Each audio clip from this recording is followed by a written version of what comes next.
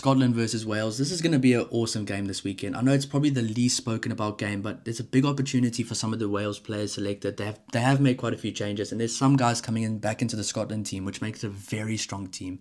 I mean, we will be going through both the team selections. We'll be going through a bit of a combined team, who we think is the best team between both of them, our predictions for the game, and how we think they're going to play. But I mean, the last 5 games between both of these teams, Wales have won 2 and Scotland have won 3. So it's not like that much of a whitewash over the last 5 years either. Obviously, in Wales' most recent 5 games, they've only beaten one team, and it was Japan. They've lost all 4 of the rest. Scotland have only won 2 of their last 5 games, beating England last week, which was an awesome win for them, and beating Tonga. But they've also lost to Italy, lost to Argentina, and lost to the All Blacks in recent games. So both these teams right now are in a bit of a weird spot. I mean, Scotland's kind of one of those teams that should be much better than they are, and Wales honestly have hit rock bottom but are working their way from it. I mean, I do believe that Wales were a little bit better in some aspects of their game last week. Obviously, you can't be too positive about it because they're still losing games by 30 plus points, but they did get some wins. They looked better at scrum time. Some of their set pieces were a bit better, and honestly, some of their players are kind of showing some positive signs. It's just they need to put it all together for an 80-minute performance. It's like Wales does well for 5 to 7 minute periods of the game, and then something happens and they just lose it all. Quick try as well.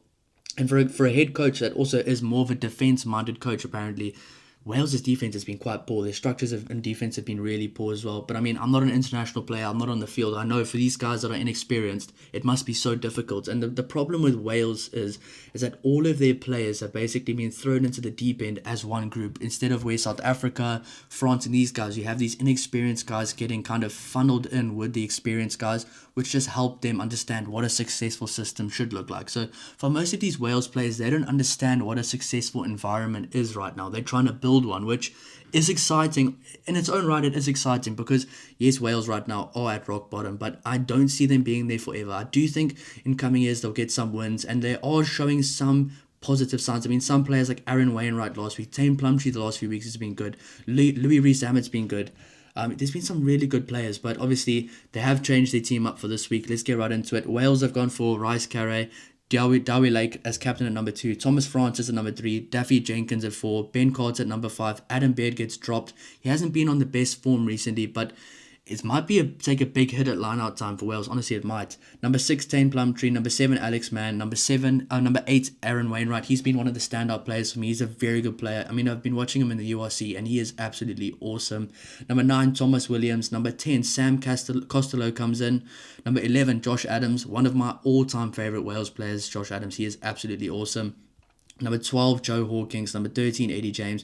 Number 14, Gabriel Hammer-Webb comes in, which is quite interesting because I thought the other wing last week was quite good, but he's got a big opportunity on his shoulders here. He can go and push for a starting jersey going forward, and I'm glad that some of these guys are getting some more opportunities as well. Louis Rees-Zammit, they're sticking with him at number 15. I did see someone say he could be a good number 13, but I think, honestly, last week, Eddie James was really good at number 13, so I think they're kind of sorted in those positions if they keep playing the way they do.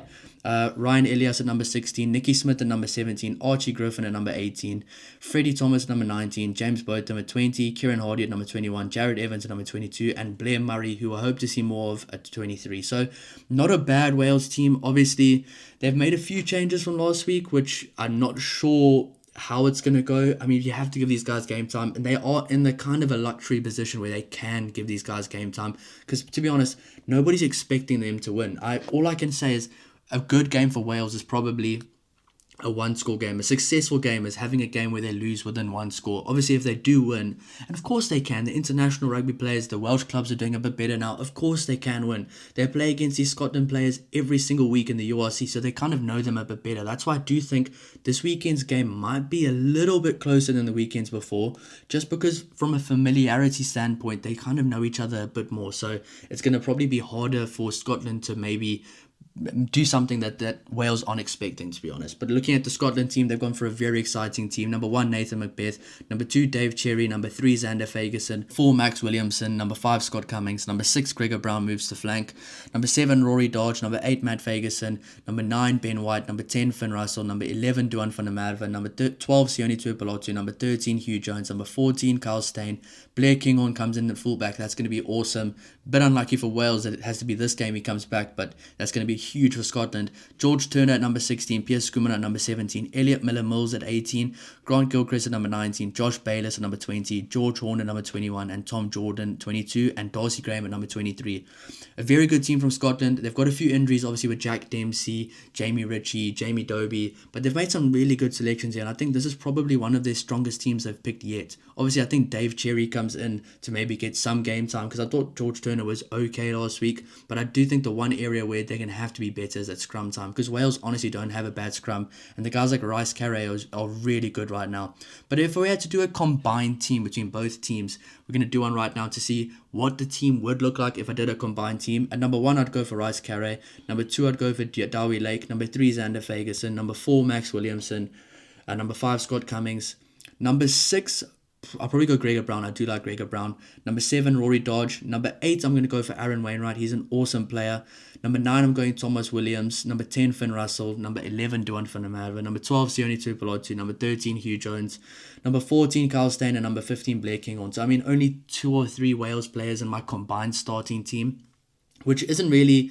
I'm not, like, dumbing down how bad Wales are. The Wales aren't that bad right now. The players are quite good. They just need to, as a squad, fix what's going on there. And I really believe they can. I just think the Scotland team has so much quality, which just shows how disappointing they've been recently, because this is such a good team. If you look at the players, if you were to choose a British and Irish Lions team right now based on players' names, a lot of these guys would be there, and a lot of them were British and Irish Lions as well. Then at number 16, I'd go for George Turner and that combined team. Number 17, I'd go for Piers Schoeman. At number 18, I will go for probably Archie Griffin right now. Number 19, I will go for... This is where it gets difficult. I'll go for Grant Gilchrist. Number 20, I'm going to go for... I'm going to just pop Tane Plumtree in there. I know he's starting, but just to have a guy there. Number 21, George Horn. Number 22, Tom Jordan. And number 23, Darcy Graham. So in my combined team, I'm choosing a lot more Scotland players. It's just Scotland have a really good team right now. They've got a lot of Glasgow players, a lot of Edinburgh players who are both from really good clubs. But that doesn't mean I think Scotland are going to win by far. My prediction is that Scotland is going to win. I don't normally do scores, but I think Scotland's going to win by maybe 15 to 20 points, which if Scotland does come out and play well and they win by 15 to 20 points, could be a positive sign for Wales. Look, I do think they're going to play completely different, contrasting styles of rugby. Wales are going to try to kick the ball away, where I don't think they should be doing it. I think they should be trying to test out what style suits this team, because this Wales team right now is not the same Wales team from a few years ago that would not want to play any rugby, had perfect box kicks, good chase line, very good loose forwards, good forward pack that could scrummage anyone off the park, nearly everyone off the park, and they had a really good kicking game, and they just applied pressure, and they applied pressure always. That the Wales team a few years ago, I mean, as a South African fan, every time we play Wales, I would be stressed, because they would play a similar style to what South Africa plays, and they would do it really well. But I don't think this same crop of players from Wales are the same guys that can do that. I think they're a completely different crop of players.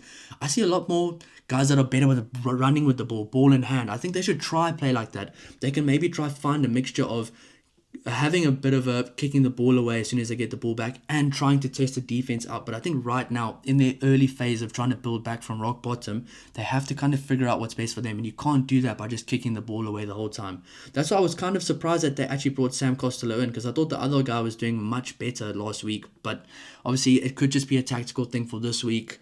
I mean, I do think Scotland is going to win this game, but I don't think Wales is going to be that bad. And I think Wales are slowly but surely building something a little bit better every single week. Obviously, I think Scotland is going to try to run Wales all around the park, tire them out. A lot of these guys aren't used to this level of rugby, the speed of rugby from Wales. I think Scotland's going to play their game. They've got a 5-3 split, which just shows they're probably going to go to the back line a lot. They're going to try to run them all over the park, and they'll probably do it successfully. I mean, especially on the outside, in the outside channel on the wings, Wales have really been poor on defense there. I think if Wales this week can not let in as many tries early, have a better 22 conversion rate as well, because they were scoring, they had something like 1 point per entry for the 22s, and they had 4 entries only. If they can get more entries to the opposition 22 and actually score points a bit more, they'll do a lot better. But obviously, it's much easier said than done. But I do think Scotland's going to win this game quite comfortably. But I do think Wales might come out and make it a bit more tough for them than what people may think. But that's just what I think, guys. Let me know down below what you guys think. What's your prediction for the game? What do you think of the team selections? What do you think of Wales making a lot of changes? What do you think of Scotland bringing in the likes of Blair Kinghorn? Let me know in the comments, guys. And if you do enjoy the content, please don't forget to like and subscribe to help the channel grow. And we'll see you in the next one. Cheers.